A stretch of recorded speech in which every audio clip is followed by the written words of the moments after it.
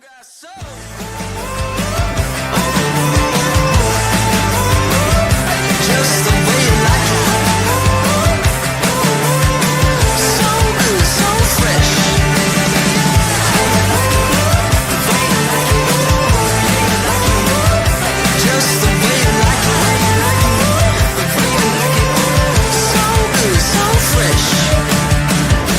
up on your feet, this is a shakedown. Hey, what's going on, everyone? We are back. The attacking third, finally, after like 3 months. Back in the house, back in the saddle. Yes, sir. Steve, I got to give you credit for holding down the fort for so long. You've done a great job, as always, and I really appreciate it. You learned from the old wise one. Yeah. You, my man. Yeah. many shows of learning from you. So I appreciate it. Listen, yeah, I mean, listen, a lot of things have changed. Teams look so good in some areas, not some good. Daddy wants you out here. Not some, in other areas look bad. So there's a lot going on with this squad. Let's start with the good. There's the good, bad, and the ugly. Let's get in the good. Bruno Diami looks like he's starting to play a little better. Last game he gets the goal for the Union, and he looks really good from there. Daddy.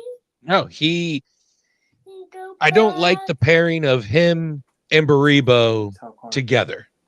Him and Baribo, they're too much alike, right? If Damiani's finally starting to see the ball go behind, go in the net. And how many times have we seen him this season just miss or have an incredible opportunity and it's saved? So it's good for him to be able to get. I think he's got, that was his 6th goal, I think, on the season. He came in a very timely, moment. I would have thought that the Union, after the last 2 games that they had between Nashville in the Open Cup and then Vancouver getting the break speed off of them there, would have came out back at home against a weaker opponent like New England and demolished them. So I was a little upset there, but like you said, we're staying on the positive right now, and Damiani is one of those things that's positive. Yeah, I go back to last week's game, and I just seen the way the Union were moving the ball upfield, and I get it. This is a New England team that has no business playing soccer right now. They're limited. All hope for them is lost, other than looking towards the future of their squad. But again, they were moving the ball. They've been moving the ball sharp. It was just, like you said, a couple of wide open opportunities that were completely missed from the squad. Actually, the score should have been like, a touchdown from this squad. Like they should have. Yeah, that's what I was hoping for. Yeah. So that's what I was hoping for. I was hoping for they would just completely thump this and derail this New England team. But look, a 1-0 shutout, that helps build confidence for Andre Blake. But I don't know how much he's got left in the tank. It was nice to see him though, back out there. He did make a crucial save in stoppage time. That if this would have ended in a 1-1 tie and the Union would have given up a late goal to New England there, it would have been so frustrating. But Andre Blake, he comes up big, especially after the 2 performances that Andrew Rick had against Nashville and then Vancouver. So I still think he's got enough in the tank for this final stretch of games in the regular season, I think. Yeah, I mean, listen, he's got like a handful of games. There's only 2 games left. We'll see what he does. It's like I said. Now you can play against. You got a weaker opponent. You're heading down DC, but this team needs to play better on the road. This team needs to get together. They're. Hold on. Can I? Let me join in 5 minutes. All right. Join. See it. All right, everyone. So I'm going to continue to recap on the Union win. Give you some of my thoughts. We'll start here with we talked about the goal from Damiani before Pat hopped off. I don't like the partnership of Rebo and Damiani to start. I think Ua is so much better paired with one of those guys. So sorry, folks, definitely having trouble on Facebook. On that end, getting the stream going. We are just going to ride with Twitter and YouTube tonight. But yeah, they're too much alike. They're two aggressive strikers, where they don't complement each other. Personally, I just don't think. Anytime Baribo's been out there, it's been or with Damiani. I don't know if it's because of Vasilev being in for Alowski in times. Vasilev starting over Quinn at times. And that goes on Carnell. But ultimately, these guys have had a whole season now to mesh. And I just haven't seen it. I don't know if it's because of the injuries, the Baribo being in and out, the type of lineups that Carnell has been producing. Excuse me, but I just not a fan of it. And then you have Vasilev, Indy. Love the idea. Love what he possibly could be. And at times, yeah, it works. But it's usually just out of control, hyper sort of craziness that never really accomplished anything. I think if that's how you're going to play and that's going to be your style, why not throw that sort of player in at the 70-minute mark to kind of disrupt things and cause havoc. Starting, yeah, maybe because Lukic wasn't there. You're trying to save a low. I really don't know what Carnell is thinking with these lineups. I know Makana wasn't available, Lukic wasn't available, so your hands are tied. But why not give Rafa a start over Jesus Bueno? I love Rafa's game. Aggressive when need be, tactical, great when he loses possession at trying to fight for it.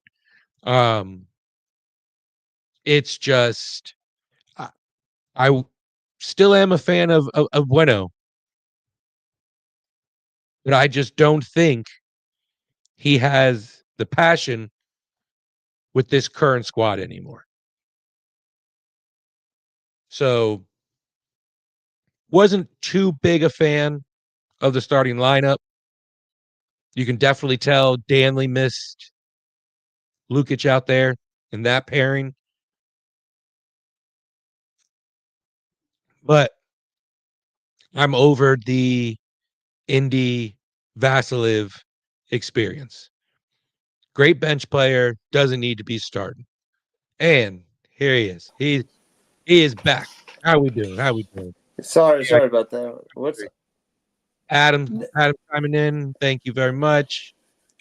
uh, Thank you, Adam. Oh yeah, no problem. Adam, I think, is trying to get to the final home game of the regular season versus NYCFC next Saturday. And Joe is in the building. What's going on, Joe? What's up, Joey? So I was just giving my opinion on Indy Vasilev and him starting over Quinn at times, him starting over Alowski at times. I mean, once Alowski got into the game, when they made that sub, he made an instant impact. He was in on the assist, on the Damiani goal. He's more creative. It's why you brought him here.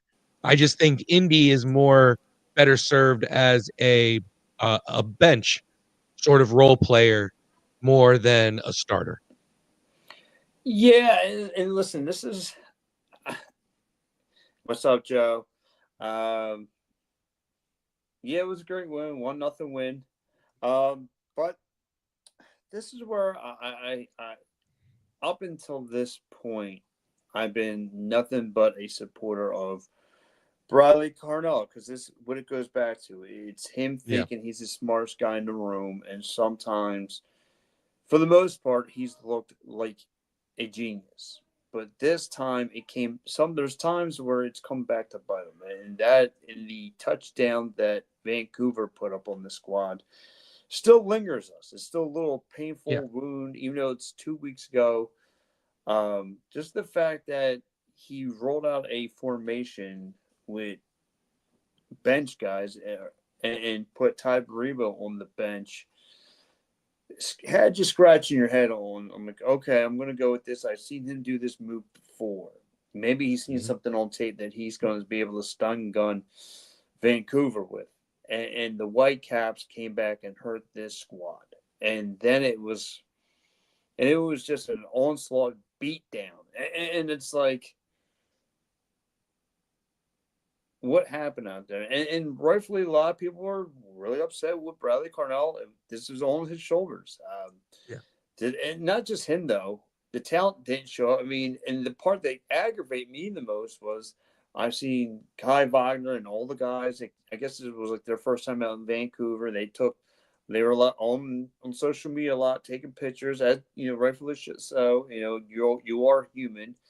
But there was no business on the field that was done. You got slapped around to one of the contenders in the West. And I'm like, okay. And then you go into Nashville and you lose out there. It's a totally different playing field because it was Open Cup challenge, Open Cup tournament instead of regular season play. But however, you lost in Nashville, you lost it. And it's like, yeah, the win against New England was a gimme, but again, if you compare the teams, it's like, yeah, but we should have blown that team out the water.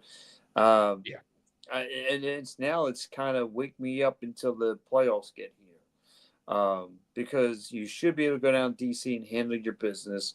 You should be able to handle your business against NYC. You've had their number for X amount of years, and it really doesn't mean anything if they win that last game of the year. Both teams are set on playoffs, and that's why I asked you in the show prep, Steve, how important is it to win the supporter shield for this squad? Does it really change anything? I think so. I think it absolutely does for them. They're 11-1-4 at home. Has suffered only one loss at home, and it's to Nashville, right? The team that has completely dominated them all season. In MLS play, you just mentioned it, in Open Cup play. So, but there's struggles on the road. We talked about it before the show. You're beating the teams who are the bottom feeders on the road, but you can't go beat the elite teams on the road. You couldn't go beat Miami on the road. You couldn't go beat Columbus on the road. You couldn't go beat Nashville on the road. The only team you went and beat on the road recently was Cincinnati. You couldn't go. No.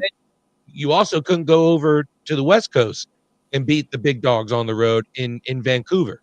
But what you have been able to do is you got the 3-3 draw at home against Miami. You got the 2-2 draw against Columbus at home. So you at least have the road through the cup and through the playoff would go through Subaru Park if they're able to secure the supporter shield. So I think at least getting that trophy could settle the fans down a little bit, because if you don't go get that, you failed out in the semifinals of the Open Cup, then you failed the supporter shield. I know I'm not going to feel too confident in them going and getting a MLS Cup if they're the second, third, or fourth seed. It's funny when you brought up all the teams that they had the ups and downs with, and all the contenders. The square root to the problem is it wasn't Andre Blake that was in net though. It was Andrew Rick. So is this, or do I expect Andrew Rick to get better? Or is this what he is? Is that the question to ask? Is he going to step up and be this lockdown, shut down goalkeeper, or he's average at best? And that I may be the question you have to ask yourself. I don't think what we saw in Vancouver is who Andrew Rick is as a goalie in general. I don't necessarily think he is this, clean sheet shutout. I think he has 7 on the season. Blake's got 6. I think he can go get you that. I also think he has very um at some games, some matches, he has command of that back line in the defense. Most games you can tell he doesn't, though. That the game against Nashville, the first goal, if he would have got Glesnes in place and just communicated, it Glesnes might not have been ball watching, in that first goal that they gave up. So it's just those moments remind me that he's still super young. Yeah, I think he just turned 20. yeah, So I think as long as you can get Andre Blake, you're not getting full seasons out of Andre Blake anymore. If this is his last, I think you got one more serviceable season out of him before he calls it quits. I think it would be great to have Andrew Rick continue to play behind him, fill in when you need him, because you're going to need him. And possibly 2027 season, it becomes Andrew Rick's a full time job. I think he still needs more time to learn. yeah. And you're right. Listen, it's going to be his. The writing's on the wall. Um, but my thing is, it kind of Andrew Rick is the future Blake's now. Thank you. Yeah, I agree, Joe. The problem I have though is, again, because they made that trade, they let Avila Simula walk down to North Carolina. When you get well, this usually works in hockey, but when you get a goaltender that's just getting completely dismantled out there, um, that's usually, again, I don't know who Thomas Miller was up until that game, but when he came up and started thumping that squad, I kind of recognized he put a hat trick. But anytime your young goalkeeper gets thumped like that, that's where you want to substitute and throw another face out there, see if he can save the game. And it was like Andre Rick just took a beating and a beating some more. And like, this was a good thing that Andre Blake came in, let him evaluate Andre Blake once again, think what he could do better in next time he's in, because like you said, Andre Blake's time is coming, coming to an end soon, and at some point Yeah. he's going to be the guy. And listen, I believe in this front office once again. A lot of people are rubbed wrong by this Ernest Tenner, but you know what?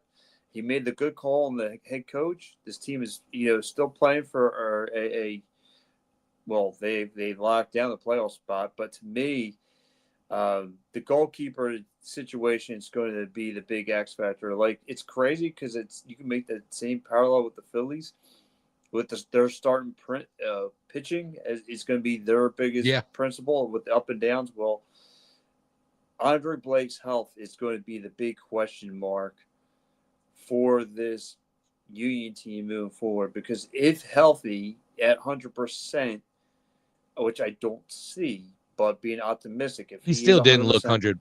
Yeah, he still didn't no, even look 100% on Saturday. no. So what you want to do is get the quick little bye, let the team rack up a bye, and get that one seed, lock it up, get the support shield, build a confidence in your locker room, get the bye, and you got to hope for Andre Rick can play lockdown goalkeepers, because you look around the league, man, there's goalkeepers are playing really, really, really, really well. Yeah, and I think besides the goalkeeper, I think the next most important player for the Union heading into the playoffs has got to be Ty Baribo. He's really fallen off. At the beginning of the season, he was super hot. And, in the middle of the season, he kind of tailed off. And then he had a nice little stretch. He's still sitting at 16 goals. I just think that he has to be the main guy. Him and Milan Ilowski together, the pairing of those two, they feed off each other. I feel like they have good chemistry. Um, they need to be the catalyst, but I really do think it's got to start with Baribo. He got another stupid, and this team with the yellow cards, they lead the league in yellow cards. It's so frustrating because Baribo got another one on Saturday, and so Yeah. he's going to be out against DC. Luckily, it's DC, so they're a crappy team and they own them, but they have to have the full squad heading into the playoff. They got to be healthy. It's what do you think on Baribo? See, I was going to go a different route, but no, you're right. Baribo has to get back into his winning ways. He's got to be a light in the rock. Like I said, if there's any time, like he won't be there, but if there was any of a time to build momentum, it would be against this out of shape DC United team where you could go in there and thump them. But however, when you're not in the game, Bradley Cornell's got to come up with another formula. And like you said, you got to hope there's a number two guy, Milan Lusky. Heck, if you need to, get going, man. He's got to get going. He showed you a little. He showed you a little bit of life last year. Nothing much this year. And he's someone I had high hopes for. You got two guys who can facilitate the ball, which we found out it's been really good.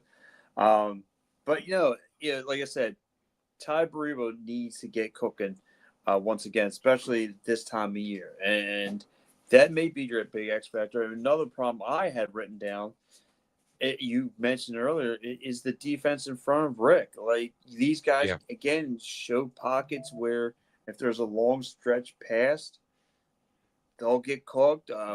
Glezes is not the same young cat that he can't keep up with guys getting blown by him, and then you leave this poor kid on an island by himself. So there's a lot of question marks dealing with this squad. And that's another reason why, too, I don't really blame Andrew Rick too much with that Vancouver loss because of how poor that defensive line played. They all played bad. Between Carnell putting out that lineup and then not bringing in Ty and those other guys until being down 4-0. What's the point of bringing Ty and those guys in now, being down 4-0? You know what I mean? It was a horrible match, and like you said earlier, I don't think they have fully really recovered from it. I thought they played at times. They played decent against Nashville. They could have at a moment. Uwa had a chance to tie things up, but it just fell apart. And then, like you mentioned before, against New England, that should have been a 3-0, 3-1, 4-1 sort of match, and you were just waiting for the building. There is no roof on it, but you know what I mean. You were waiting for that place to erupt, and you didn't get it until the 71st minute. And again, I think it's fallen back on. You talked about it earlier again, Carnell and the lineups and his tactics and his strategies. It was working earlier on the season, but now that it's a long season, guys are banged up. Other teams have caught on to this press, cause mistakes and make the other teams mess up and convert turnovers into scoring opportunities, and it's not happening as much anymore. So you got to start using talent over these press tactics and stuff like that and putting out crazy lineups. It's not working at this point, and it's not going to work in the playoffs against the playoff caliber teams. No, and you're right. You know, it needs to be talent over the intelligence, and it's weird for saying that, but I get it. Like I said, I like what he tries to do. He tries to flip the script on the opponents, but like you said, at some point, these coaches are going to study what he's able to throw at them. And like you said, granted, you're facing a DC United team who's 5-16-10. They've been cashed out. This is a team I keep on waiting. It's going to turn the page, and they never turn the page. They are a team that's always just. I'm thinking this is going to be their year. They're going to flip the script. This is going to be their year. They're going to flip the script. They're going to give the Union a battle, and no. They're 2-6-7 at home, and they are 3-10-3 away. This is why That's so bad. They put an E on their head for elimination, like the Union last year. It's deja vu. So again, with Christian Bendick being there, I thought this franchise would be in a such much better position. At least I would think this team was going to be an 8 seed. Making an upcoming, and right. No, it's they go through general managers and coaches like I go through underwear. It's what a waste of talent in Benteke there. Wasting years, man. How do you not demand a trade at this point? Because he must like DC. he must like the DC nightlife. He's like, nah, I'm good, whatever. He must like that area. Because if it was me, I'd be in that front office. Going, hey, we plan to turn this franchise around soon. Yeah, my backers for 3 years. But anyway, nonetheless, this team, this Union team, they need an impressive win for me, and I'm pretty sure for you. By the way, the Phillies are back on. Oh, good, thanks, Joe. Dang rain delay. That's why this team needs to have an impressive win, whether it's against DC, New York. Just be ready to rock and get that locked down that bye, because Cincinnati's only 2 points behind you. So this is your opportunity to win big. Cincinnati's off this week. So again, just build the momentum and lock it, shut down your last part of the season, and hopefully you get one of these. It's probably going to wind up being the Red Bulls or Chicago at this point that you're going to want to face it. Yeah, and that's what I'm trying to get to, that level of like where I'm at with the Phillies entering the playoffs. Right, I'm trying to get there with the Union, and we looked back at it earlier on in the season, and we talked about there's so many games where, or matches in the middle of the summer where they weren't really playing many good teams. There's a lot of bottom feeder teams that they should have beat.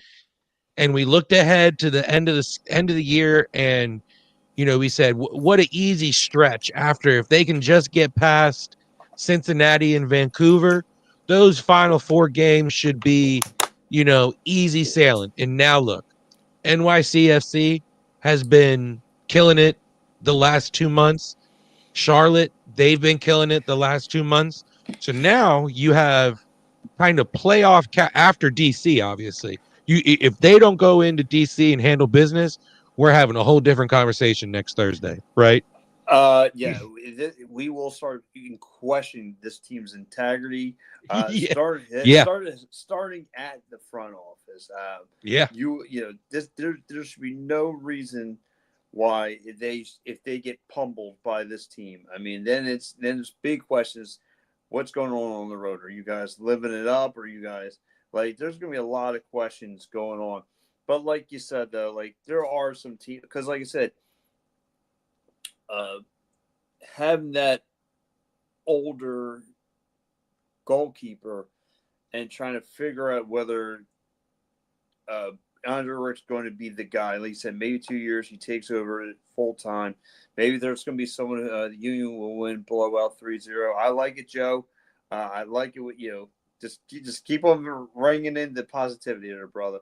But no, like I was just saying, you gotta find out if he's going to be the guy or not. Because if he's the guy, if like you said, there's been big question marks throughout the course of the year, whether at his current stature, can he play lockdown? Can he, is he going to get? I don't say caught up in the moment, but more of just be under pressure. I guess is a better lack of better words of just not just being in the not being scared of the competition that's going to come at him. And this is what happened with him in St. Louis. Mm-hmm. They won the West in his first year, and they got knocked out in the first round of the playoffs. And you just wonder, as a Philadelphia sports fan, Mm-hmm. you know what it's like entering the playoffs when you're kind of limping in. Even if the team's fully healthy, you're limping in the sense of, well, you didn't really enter the playoffs, feeling confident with, really big wins against anybody, or, wins that you felt were, let's brag. We can take some stuff from this win and move on to the playoffs. You got 3 games, and 2 of them are against some really good teams. So if they come out and look sluggish, if they come out, let's put it this way, if they come out and give 3 more performances like they did against New England, I think we're really going to be at an alarmed sort of tone entering the playoffs.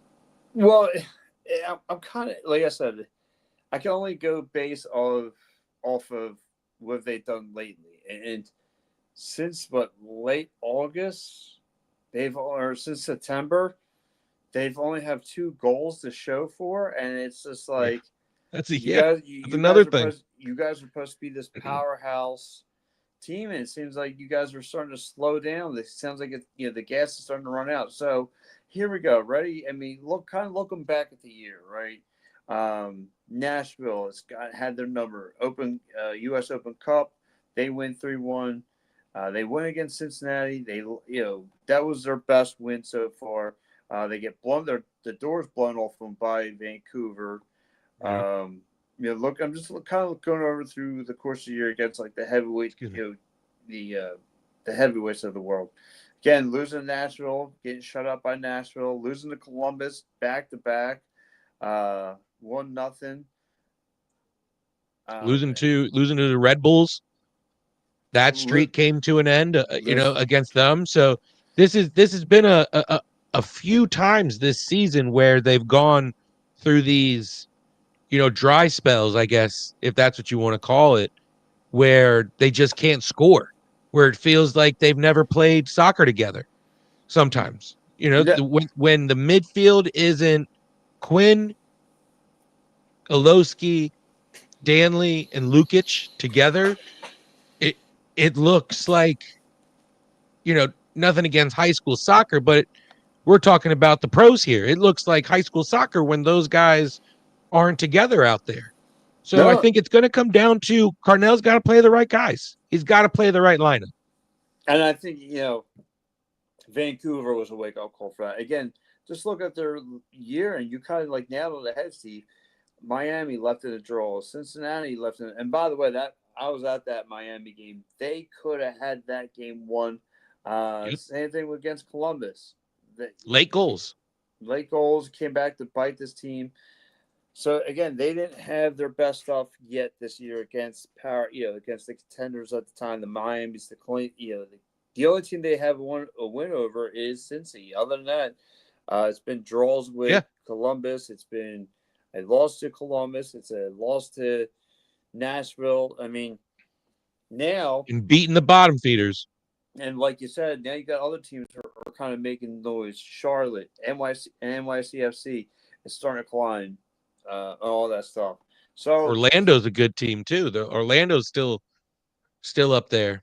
Orlando. I mean, there's still again, there's a handful of teams that you're going to have to deal with, and you're having your biggest position. I don't know if I feel 100% confident in it. I feel 100% confident in Jalen Hurts. I do not, even as ugly as it was, I do not feel 100% confident in the goalkeeper situation. It's just I don't know why goalkeeping in Philadelphia is such a dark cloud, but it is. It just seems like it never pans out the way we wanted to. But anyway, It just seems like too many key factors of like the recipe to win are issues for the Union that make it uncomfortable. If it wasn't, you know, the lack of depth at key areas, health with your goalkeeper, and the fact that your head coach is putting out crazy ass lineups. I mean, if it was one of those things, I could deal with it. But you got three of those things heading into the playoffs. You only got 3 matches to get it fixed. So, and that's it, really. This week, next week, and then after that, it's boom bayage. You ain't gonna see DC anymore. You ain't gonna see New England anymore. You're gonna see some, you're gonna wind up playing Nashville and all those guys. So again, Steve, let's take a look at this weekend. What we have going on. You have Miami and Toronto going to take place around the MLS. Miami. this is Joe's favorite segment. Yeah, definitely is Joe's favorite segment of the week. I'm going to go Miami. Toronto has nothing to play for. It's up in Toronto, though. Miami. And then no. Give me Toronto because Miami just played NYFC. So I'm going to imagine they're going to have some tired legs. Yeah. Even though Toronto has nothing to play for, but I'm going to imagine they're going to give Miami a show. Miami is because they played in so many tournaments like Leagues Cup and Champions Cup. They have to make up some games. So from here on out, I think they play a game once every 4 days. Wow. Yeah. So they're going to be cooked. They're going to be tired. And you look at Toronto, they got 5 draws in a row. So they're trying. They're out there trying to play. So I think you might be right. I can see a draw here. A draw would be huge for the Union if Miami doesn't get 3 points. So I'm rooting for a draw. Joe's got Toronto winning. There you go. Here we go. Battle of New York. The Red Bulls take on the NYCFC. I'm going to go the Red Bulls because the Red Bulls really, really needed this win to get into the playoffs. So I imagine they're going to give NYCFC their best punch. Yeah, no, I'm with you here. And I think it would be – I would rather see the Red Bulls if they, become that final seed in the playoffs. So I'm with you there. I think they're going to come out and get the win. Yeah, I don't see no one coming to this game. New England and Atlanta, we could skip that one. They're both eliminated from the playoff contention. So giving tickets out for that one. Yeah, they're giving out freebies.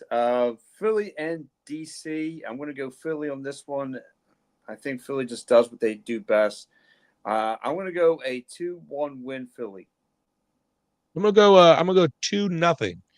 I think the goalkeeping does what they need to. They get back on track in a sense offensively. I think Uwa. I think we talked about him before. I think he has a big game on the road. 2-0. 2-0. Okay. Charlotte's hosting Montreal. I'm going to go Charlotte. Yeah, that's a Charlotte win. That's a Charlotte dub. In Charlotte, too. The Red Bulls win. Look at Joe. Here we go. It's weird. This West is so wide open from the 13th seed all the way up to everywhere. So St. Louis, I'm sorry, St. Louis, this is where your playoff hopes go right down the toilet. I think LAFC beats you. Yeah, LAFC is too good. And isn't it crazy how we talked about the Galaxy hadn't won a game for how long, and they're still in it. They're still not eliminated from playoff. Yeah, it's amazing. Like they're scrapped at the very bottom, scrapping. Here goes another. This is a big one for our old guy Jakey boy, Charlotte wins. There you go. Jake Houston taking on Nashville. Ooh, Nashville.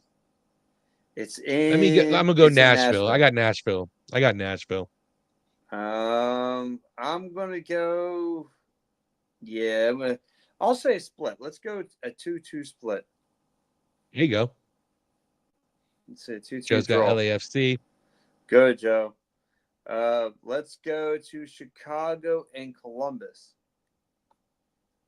Ooh, Columbus. In Chicago. Columbus has really fallen off. And Chicago, I think they're looking to try and move up. Or are they eliminated in the in the East? They're holding the last. They're the 9th seed. Yeah. So let me go. I'm gonna go Chicago.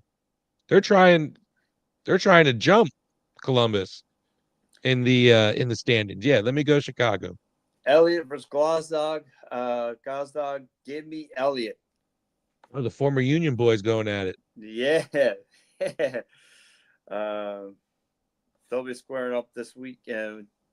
Let's go to this game doesn't matter, does it? No, actually it does. It's Salt Lake City taking on Austin, Texas. Give me Austin. Give me Austin. I think Austin's going to put Salt Lake because I think in the West some of these matches have to eliminate some teams. Yeah, this week. This is where they go bon voyage. Here you go. Joe's got a draw for Chicago and Columbus 2-2. Yeah, they got okay. They got Colorado and Minnesota. Ooh, Colorado and Minnesota. Minnesota's another one of those teams that they've been up and down, floating at the top of the West all season. Give me Minnesota. I think they get the win.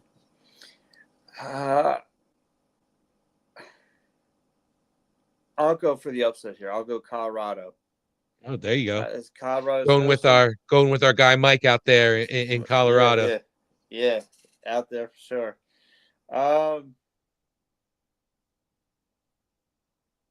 Let's go Seattle and Vancouver. Oh, the nightcap. This is the game of the week for me. I'm going to go with my Sounders. There you go. I'm going with them too, just because I'm hopeful. I hope they can. Because Vancouver is one of those teams. They're up there for the Supporters Shield too. So the Union needs some help. They need some help from your boys over there in Seattle. Yes. San Diego and San Jose. Give me San Diego. Yeah, and they're another team. They're first place in the West. I think they handle business. Okay, let's go to Portland and Dallas. Minnesota wins. Okay, that's about the only one me and Joe different on. Portland and Denver, Dallas. Doesn't matter. Portland, yes. Dallas, not. Oh no. Yeah, they're both technically, I guess, still in it. Still in it. Dallas needs this win. Give me Dallas. Yeah, they're coming off back-to-back wins. Mm-hmm. No, I can't pick Dallas. Give me Portland. Give you Portland. Let's see. Joe's got San Diego too. Okay, Joe. LA Galaxy and what's it called? Kansas City. Both teams. They're both eliminated. Give me Galaxy. Give me the Galaxy though. Give me the Galaxy. They don't believe in soccer in Kansas City apparently. Give me Cincinnati. Cincinnati taking on Orlando. Ooh, what is that? Is that Sunday? Is that the Sunday game? That's the Sunday. That's a good game right there. That is a good game. I'm I think Cincinnati gets the win. Yeah, I think Cincinnati gets the out of win. the warm into the cold. Give me Oh, give look me at Joe going KC. Okay, Joe. Okay. Nice.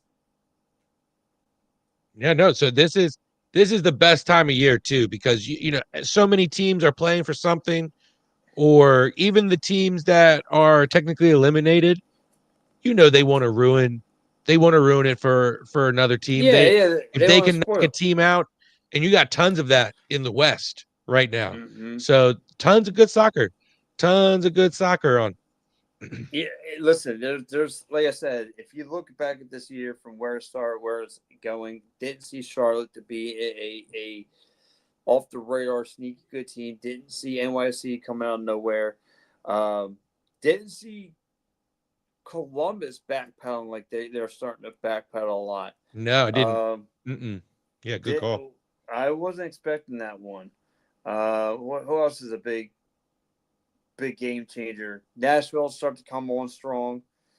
Then you look in the West, Really, San Diego. This is their first year as a expansion team. team. So But yeah, Colorado. I thought would be in better positioning. You know, it's an A seed. I thought they were going to. Same thing with Minnesota. I mean, Minnesota now, last 2 years, kind of being that top tier team. I thought they would be a little bit better to compete with the Yes Supporter Shield. But yeah. So like I said, though, Steve, for you, me, next week we'll do this thing again. oh yeah, So every Thursday. Every every Thursday. Thursday. Every Thursday at 9 o'clock. Guys, stay tuned. We'll be talking DC, Philly, some more soccer news as it comes along. Guys, have a great night.